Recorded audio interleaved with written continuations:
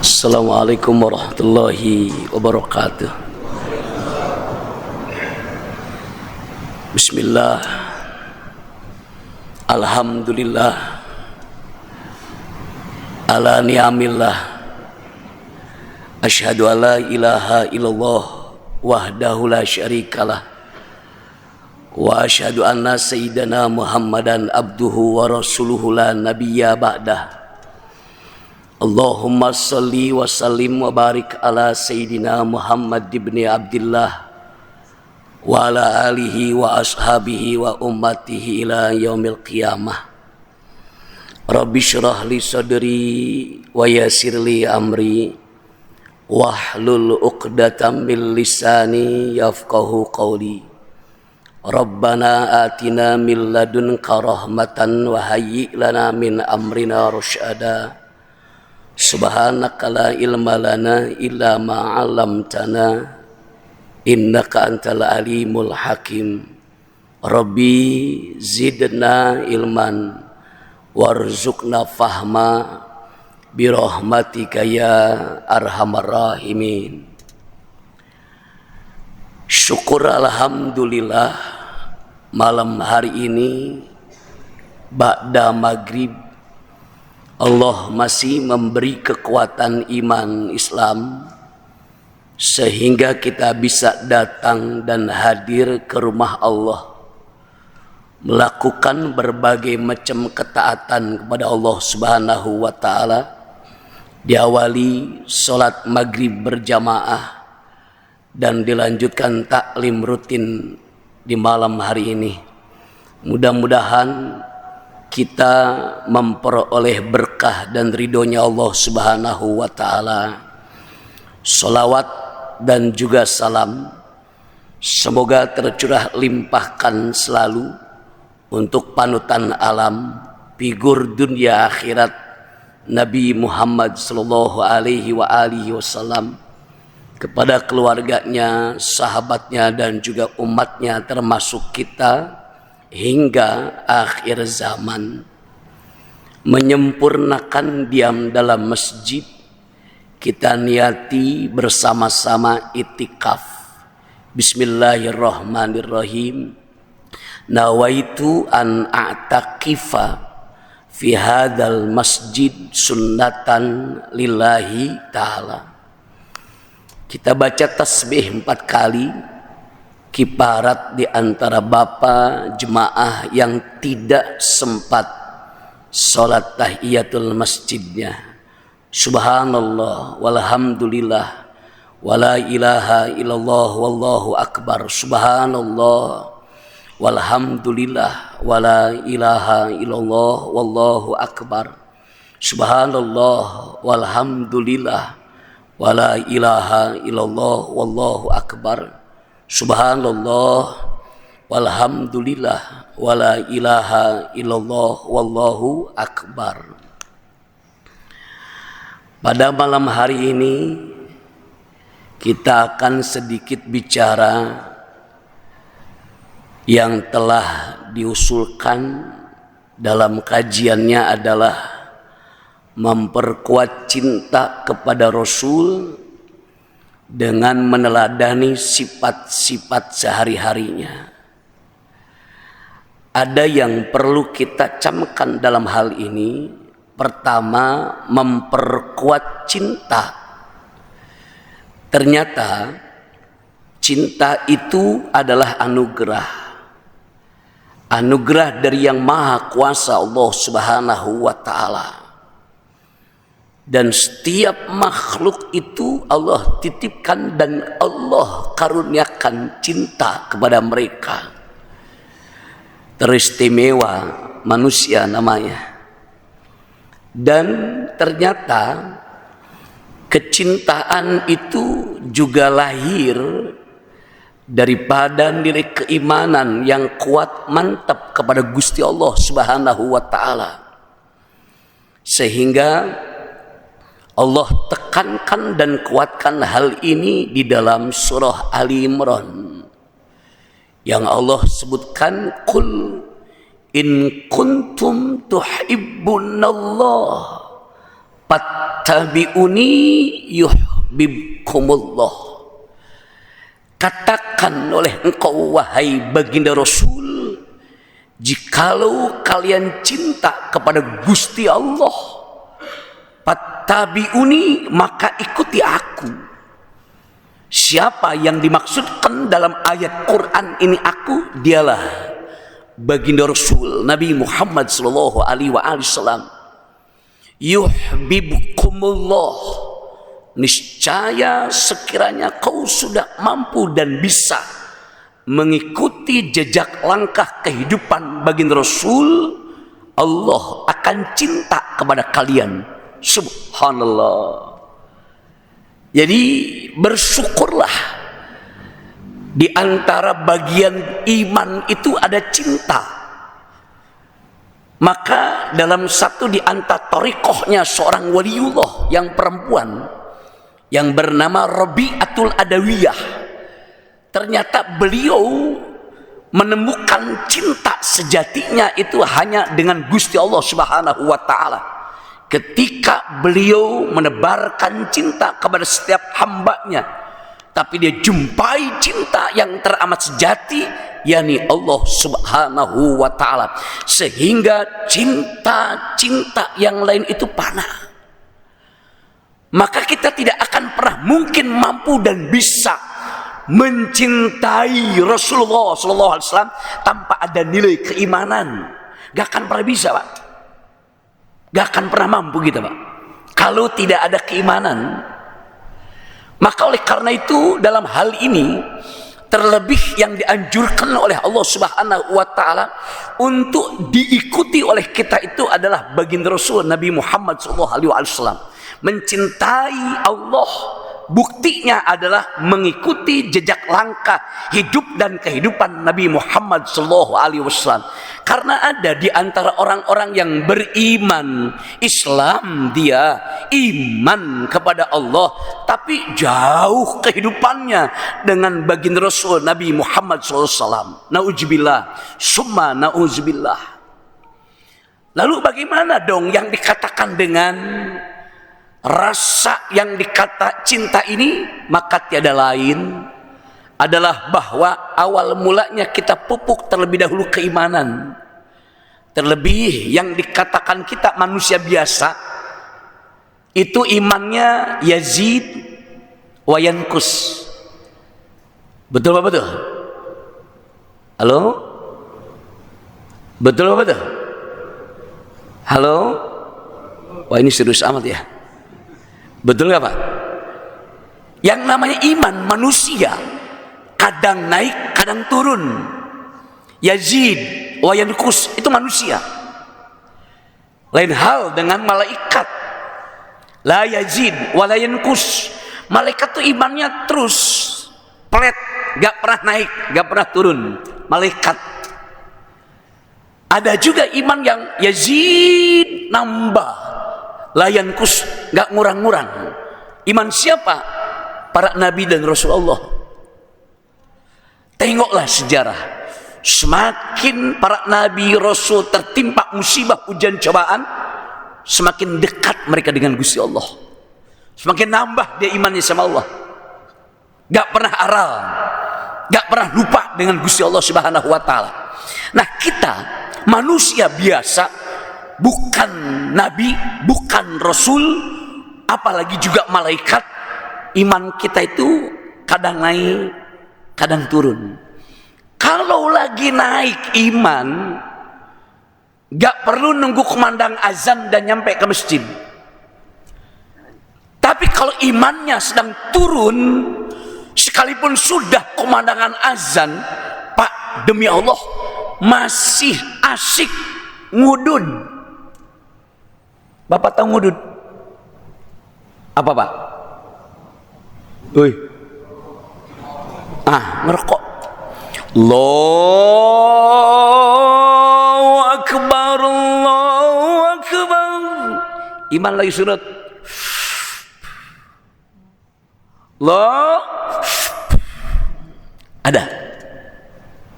Ada nggak kira-kira? Ada ya. Iman lagi surut, iman lagi juga turun. Nah, jadi oleh karena itu, bila emang kita punya cinta kepada Rasul, ingin ngikut jejak baginda Rasul, iman perbaiki terlebih dahulu.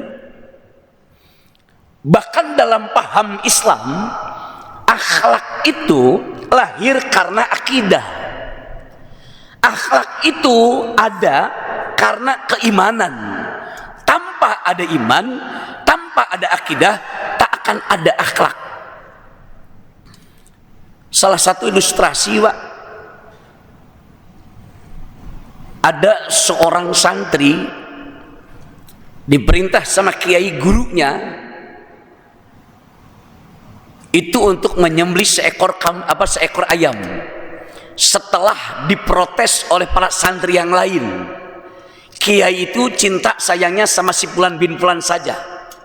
Akhirnya itu kiai gurunya nyuruh kepada seluruh santri untuk menyembelih seekor ayam, dengan catatan syaratnya jangan terlihat oleh siapapun.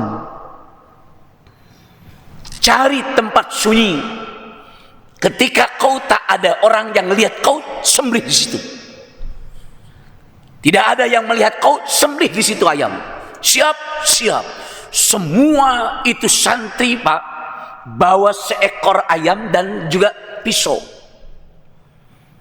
Ternyata ketika mereka sudah berpencar mencari tempat yang sunyi, sepi, tak ada yang lihat. Ada yang lari ke bawah kolong jembatan, tengok kanan kiri, gak ada siapa-siapa, dia sembelih ayamnya. Ada juga yang lari ke dalam gua, tengok kanan kiri, atas belakang bawah, gak ada siapa-siapa, disembelih sama dia. Ada juga yang bersembunyi ke ilalang, tengok kanan kiri, atas bawah belakang depan, gak ada siapa-siapa, dia sembelih. Terus semuanya begitu, Pak. Beres semua menyembelih itu ayam, si santri pulang menuju pondoknya, menuju gurunya, kiainya, termasuk santri yang disayang tadi. Ternyata yang terjadi apa? Santri yang lain pada mengacung-acungkan ayam yang sudah sembelihnya, yang berlumur dengan darah, termasuk pisaunya, tidak dicuci, bukti taat sama kiai ini. Ternyata santri yang dicintai santri ini, ayamnya masih hidup, bahkan pisaunya masih bersih.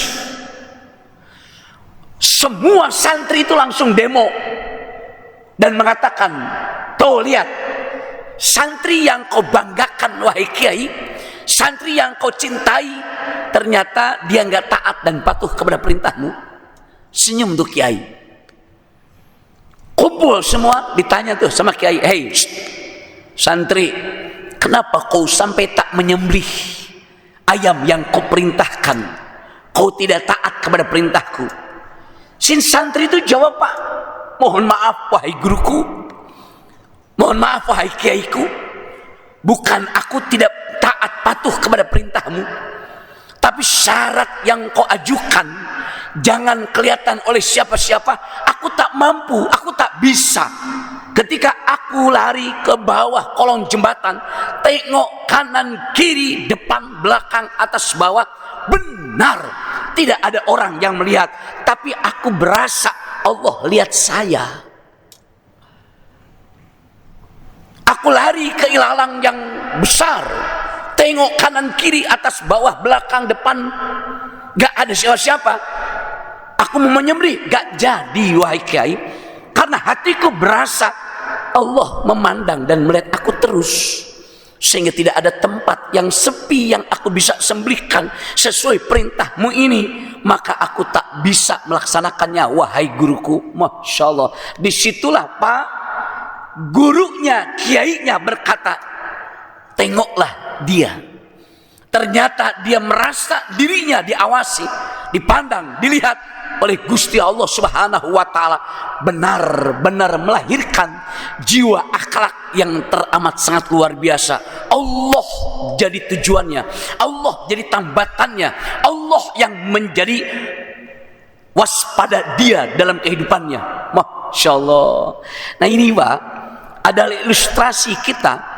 Kalau kita tak punya iman, kita tak punya juga yang dikatakan dengan keyakinan sama Gusti Allah, mustahil kita mampu mencintai Rasul dan mengikuti akhlak Nabi Muhammad SAW. Satu. Yang kedua, lalu bagaimana caranya memupuk nilai keimanan supaya berkembang tumbuh subur nilai keimanan kita? Baginda Rasul Nabi Muhammad SAW, saya jumpai ini hadis riwayatnya dalam kitab Mukhtarul Ahadits An-Nabawiyah. Beliau Nabi sabdakan, jaddidu imanakum biqauli la ilaha illallah. Perbaharuilah iman kalian dengan cara kalian perbanyak ucap kalimat la ilaha illallah. Ternyata supaya iman kita tetap kuat, mantap sama Allah Subhanahu wa taala, jangan lupa Pak, basahilah bibir kita dengan kalimat thayyibah, kalimat tauhid, la ilaha illallah. Dalam hal ini kita pahami hadisnya bisa secara bahasa atau juga bisa secara majazi. Artinya apa? Bahasa, ya emang itu bahasanya, bahwa kalimat itu yang diperbanyak oleh kita ucapannya, la ilaha illallah, la ilaha illallah, terus dijadikan zikiran kita, dijadikan wiridan kita, yang niscaya apabila kelak nanti kita sudah terbiasa mengucap kalimat la ilaha illallah, Allah tambahkan dan terus tambahkan keimanannya untuk kita semuanya, insya amin ya rabbal. Kira-kira siap? Halo? Kira-kira siap? La ilaha sehari 100 siap? Naik lagi sehari 500 siap? Makin sepi. Sehari 1000 siap? Makin gak ada. Pak, ini kalimat luar biasa, mampu hantarkan iman kita melonjak-lonjak dengan benar-benar yang dianjurkan oleh baginda Rasul Nabi Muhammad SAW. Insya, atau bisa juga dimaknai, dipahami ini hadis adalah bahwa bukan sekedar yang dikatakan dengan ucapan kita mengucap kalimat la ilaha illallah, tetapi dalam amal perbuatan pun ini la ilaha illallah, cerminkan kalimat la ilaha illallahnya. Baginda Rasul dalam riwayat hadisnya saya jumpai dalam kitab Tanqil Qaul karangan Syekh Nawawi Al-Bantani. Beliau Nabi sabdakan adalah bahwa man qala la ilaha illallah khalisan mukhlisan dakhalal jannah. Siapa orang yang mengucap kalimat la ilaha illallah ikhlas murni hanya karena Allah, maka pasti terjamin orang itu surga Allah Subhanahu wa taala. Masya Allah. Qila ya Rasulullah, kaifa ikhlasuha? Ya Rasul, bagaimana ikhlas mengucap kalimat la ilaha illallah tersebut?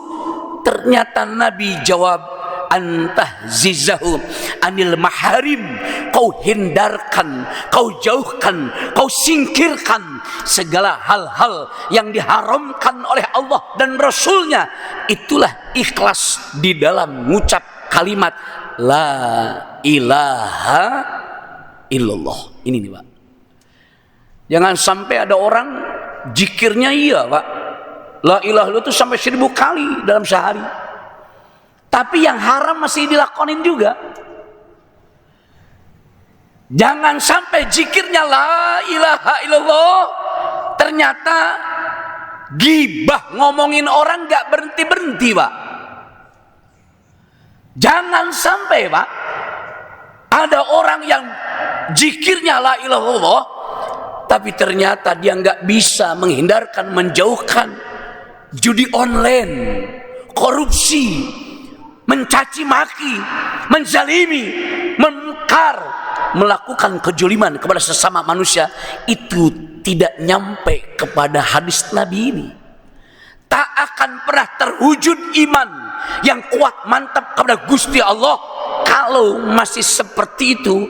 Kalimat la ilaha illallahnya dibaca, tapi dia masih doyan dengan hal yang diharamkan oleh Allah Subhanahu wa taala. Tak akan pernah iman kuat mantap kepada Allah Subhanahu wa taala. Ini sekaligus evaluasi buat kita semuanya, termasuk pribadi saya, Pak. Betul apa betul? Iya, Pak, ya. Kita semua nih, kita evaluasi.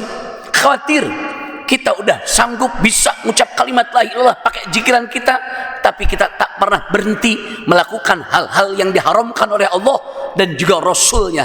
Nauzubillahi min zalik. Kedua, ketiga. Dalam tema ini ada sebutan meneladani Rasulullah sallallahu alaihi wasallam. Ini yang istimewa nih, Pak. Rasul itu adalah model sosok hamba Allah yang sempurna dan paripurna. Bahagianya, selamatnya bukan sekedar di alam dunia, tapi sampai ke alam akhirat. Ada orang yang sukses dunia, akhiratnya belum tentu, Pak. Ada juga orang yang sukses akhirat, tapi dunianya juga belum tentu sukses, Pak. Ada orang yang bahagia dunia, akhirat belum tentu bahagia. Sehingga Imamul Ghazali membagi manusia itu dalam kehidupannya ada 4 bagian, Pak. Yang pertama, kata Imamul Ghazali, sa'idun fid dunya wa saqiyun fil akhirah. Yang kedua, ada manusia yang saqiyun fid dunya wa sa'idun fil akhirah. Keempat, kata Imam Ghazali, ada orang yang saqiyun fid dunya wa saqiyun fil akhirah. Terakhir, kata Imamul Ghazali, ada manusia yang hidupnya sa'idun fid dunya wa sa'idun fil akhirah. Jadi Imam Ghazali ini hanya menggambarkan, membagi kehidupan manusia 4 ini dengan 2 kata. Satu, sa'idun. Yang kedua, saqiyun. Sa'idun artinya bahagia, gembira, sukacita. Itu sa'idun. Yang kedua, saqiyun artinya celaka, artinya sengsara, artinya miskin, artinya rusak. Itu saqiyun. Berarti dalam hal ini Imamul Ghazali menyebutkan bahwa manusia dalam kehidupannya terbagi 4 ini. Satu, ada manusia yang sa'idun fid dunya wa saqiyun fil akhirah. Bahagia dunianya, sengsara akhiratnya. Siapa orang macam begini? Adalah dia orang yang dunianya tergenggam sama dia. Dia punya harta benda berlimpah, dia punya pangkat jabatan, dia banyak uangnya, tapi demi Allah dia jauh dengan Allah Subhanahu wa taala dan enggak pernah dekat dengan masjid, enggak pernah mau sujud dan ibadah kepada Allah Subhanahu wa taala. Sa'idun fid dunya wa saqiyun fil akhirah. Yang kedua, kata Imam Ghazali, wasaqiyun fid dunya wasa'idun fil akhirah. Sengsara dia hidup di alam dunia, tapi bahagia dia hidup di alam akhirat. Perumpamaan orang ini, kata Imamul Ghazali, adalah mereka yang hidup di alam dunianya penuh dengan kekurangan, susah, fakir, miskin, bapak tak punya apa-apa, tapi ahli ibadah dia, rajin dia, berbuat taat-taatnya kepada Allah Subhanahu wa taala. Orang inilah yang tergolong golongan yang kedua, saqiyun fid dunya wa sa'idun fil akhirah. Ketiga, saqiyun fid dunya wa saqiyun fil akhirah. Sudah mah dia susah, miskin, belangsak, kagak mau ibadah.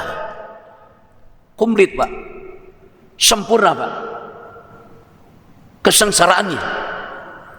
Udah miskin, udah gak punya apa-apa, Tahu-tahu sholat enggak, ngaji enggak, ibadah sama Gusti Allah enggak, bermuamalah dengan sesama manusia pun jauh. Sudah di alam dunia dia enggak punya apa-apa, apalagi kelak nanti di alam akhiratnya dia akan terasa lebih sengsara lagi. Dan yang keempat, kata Imam Ghazali, sa'idun fid dunya wa sa'idun fil akhirah.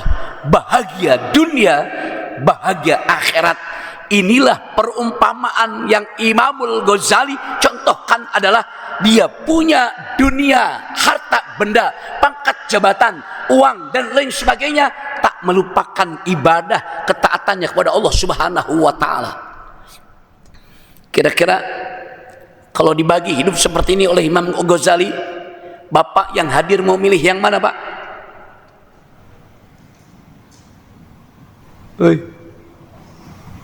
Milih yang mana, Pak? Keberapa? Keempat. Pak DKM milih 4. Tapi karena hidup bukan mau kita, tapi mau Allah. Di situ kita harus apa? Harus ada pegangan, harus ada teladan, harus ada uswah, harus ada contohan yang bisa meraih nomor 4 ini. Siapa dia? Itu baginda Rasul. Allahu Akbar. Rasul, Pak, contohan kita. Kalaupun emang iya Bapak jemaah ingin milih yang nomor 4, ikutin Nabi, insya Allah bukan bahagia sekedar di alam dunia, bahagia sampai alam akhirat. Amin ya Rabbal. Masya Allah. Yuk kita tengok sekarang baginda Rasul Nabi Muhammad SAW, bagaimana beliau. Nabi Muhammad SAW ternyata sukses, berhasil mengislamkan Jazirah Arabia, bahkan dunia, hanya dengan waktu relatif singkat, 23 tahun. 13 tahun Nabi dakwah, ngajak umat manusia nyembah kepada Allah di Mekah 13 tahun. Hijrah Nabi ke Madinah, Yasrib, itu 10 tahun. 2 kota itulah yang menjadi saksi dalam dakwah Nabi Muhammad SAW. Ternyata baginda Rasul dalam waktu yang relatif singkat, 23 tahun, bisa dengan kuasa Allah mengislamkan Jazirah Arabia, bahkan tadi saya katakan dunia, sampai ke kota Bogor. Islam nyampe kepada kita, Pak. Betul? Betul nggak? Ternyata bila kita tengok kunci keberhasilan Nabi itu apa? Ternyata saya baca berbagai macam riwayat hadis, saya baca sejarah baginda Rasul, bahkan ada kitab namanya Syiratul Mustafa. Subhanallah, dahsyat. Itu kitab membahas Nabi lahir sampai Nabi meninggal dunia. Luar biasa. Apa yang saya jumpai?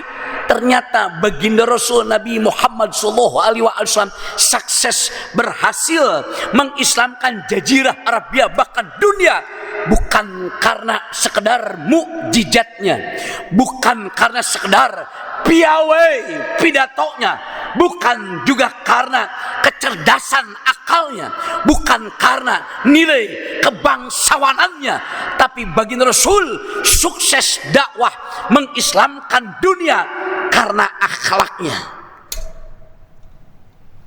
Ini yang paling utama, Pak. Akhlaknya Nabi, akhlaknya Rasul, yang menjadikan kunci sukses berhasilnya Rasul Nabi Muhammad SAW. Sampai Allah Subhanahu wa taala menekankan dan menegaskan dalam ayat Qur'annya, innaka la'ala khuluqin azim.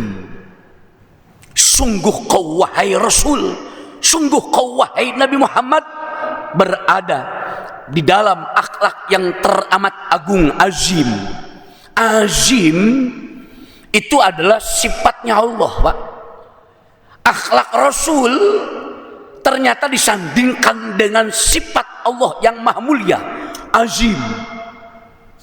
Sifat Allah yang sempurna, azim. Jadi akhlak Rasul benar-benar istimewa. Akhlak Rasul benar-benar mulia. Dan kita tengok sajalah akhlak Rasul dalam kehidupannya amat sangat luar biasa. Maukah dipandang dari segi akhlak beliau Nabi dengan Gusti Allah? Yang kedua, ataukah juga kita mau tengok akhlak Rasul antara sesama umat manusia? Atau mau kita tengok lagi yang ketiganya, akhlak Rasul terhadap istri dan keluarganya? Oh, subhanallah, benar, beliau ada dalam kemuliaan yang istimewa. Yuk kita tengok sekarang yang pertama, telaah akhlak Rasul dalam akhlak kepada Allah. Ternyata akhlak Rasul kepada Allah tidak ada yang menandinginya, Pak. Allah menegaskan dalam Quran, liyaghfir lakallahu ma taqaddama min dambika wa ma ta'akhkhar. Wahai Rasul, wahai Nabi Muhammad, dosa-dosamu telah diampunkan, baik dosamu yang dahulu, dosamu yang sekarang, atau dosamu yang akan datang, kalaupun ada, sudah dihapuskan oleh Allah Subhanahu wa taala. Artian ini ayat Quran, Nabi peroleh jaminan ampunan dosa dari Allah Subhanahu wa taala. Tapi sekalipun Nabi dapat jaminan ampunan dosa daripada Allah, dimaksumnya Nabi, yang terjadi adalah bahwa tetap beliau Nabi tunjukkan akhlaknya yang teramat mulia kepada Gusti Allah. Dengan cara bagaimana? Ibadahnya yang tak henti-henti, Pak. Bukan sekedar ibadah sholat 5 waktunya yang Nabi tegakkan, tapi Nabi tunjukkan ibadah spesialnya, tahajudnya saja, sampai membuat bengkak kaki Nabi Muhammad SAW. Percis, bapak-bapak kakinya bengkak di sini. Cuman bukan karena tahajud. Karena apa, Pak? Asam urat. Nauzubillah min, nauzubillah. Tapi Nabi tengok sampai bengkak kakinya, Pak. Aisyah pun sampai bertanya dan berkata, ya Rasulullah, bukankah dosa-dosamu sudah diampunkan oleh Allah? Tapi begini-begini amat ibadahmu ya Rasulullah. Itu baginda Rasul berkata, apala uhibbu an akuna abdan syakura. Hei Aisyah, tidakkah aku senang apabila kelak nanti dibilang dan dikata oleh Allah, aku adalah orang yang pandai bersyukur. Allahu Akbar. Pak punten, saya mau tanya sama Bapak, kira-kira kalau Bapak terjamin dosanya oleh Allah, terjamin masuk surganya oleh Allah, mau tetap sholat nggak, Pak? Hei, mau sholat nggak? Kira-kira sholat nggak nih? Males, udah dijamin ini surga, udah jamin ini juga dosanya udah nggak ada. Allahu Akbar. Bahkan hal ini, Pak, terbukti ketika baginda Rasul qiyamul lail. Ketika baginda Rasul qiyamul lail, Pak, malam itu beliau sholat tahajud, datanglah Ibnu Abbas. Dia bermakmum sama Ibnu Abbas. Kemudian Ibnu Abbas ikutin belakang. Dipikirnya setelah Fatihah baca surah Al-Baqarah paling 100-200 ayat lah, atau setengahnya lah. Tahu-tahu, Pak, Al-Baqarah selesai, tamat. Dilanjut lagi, Pak, masuk ke Ali Imran. Pikir Ibnu Abbas paling seperempatnya Rasul pasti ruku. Ternyata Ali Imran habis tamat, Pak, dibaca dalam 1 rakaat setelah Fatihah. Beres sholat itu, Pak, Nabi tengok ke belakang, ada Ibnu Abbas. Oh, kau ikut aku sholat? Iya ya Rasulullah. Kenapa nggak bilang? Aku nggak sengaja Rasulullah datang sini. Ya kata Nabi, ya kalau aku tahu ada kau, aku nggak akan panjang-panjangkan surahnya. Masya Allah. Kira-kira kalau di sini 1 juz 1 rakaat siap?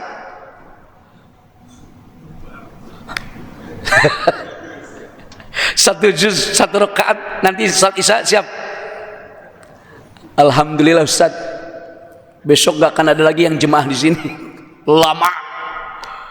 Itu Rasul. Coba Pak buka lagi Qurannya. 2 surah. Al-Baqarah, Ali Imran. Berapa juz? Berapa? Kurang lebih 45 ya? 4. Baginda Rasul seperti itu. Pantas kaki beliau Nabi bengkak-bengkak Pak. Itu akhlaknya kepada Allah.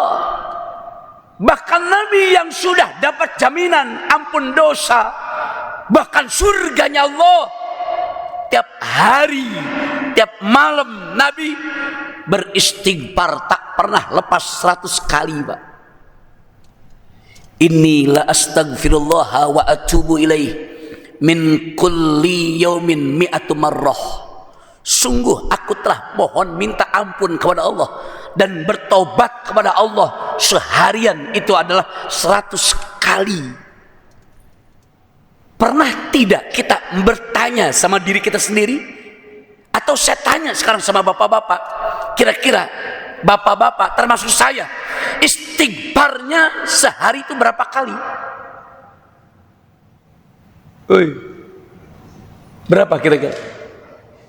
Jujur aja ya, beres sholat 5 waktu 3 kali. Setuju?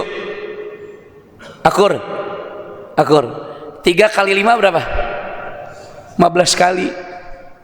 Kalau ngandelin sholat 5 waktu, istighfarnya kita berarti cuma 15 kali Pak.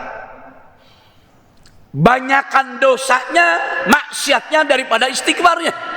Kalau Nabi gak ada dosanya, istighfarnya kebanyakan. Masya Allah. Inilah akhlak baginda Rasul.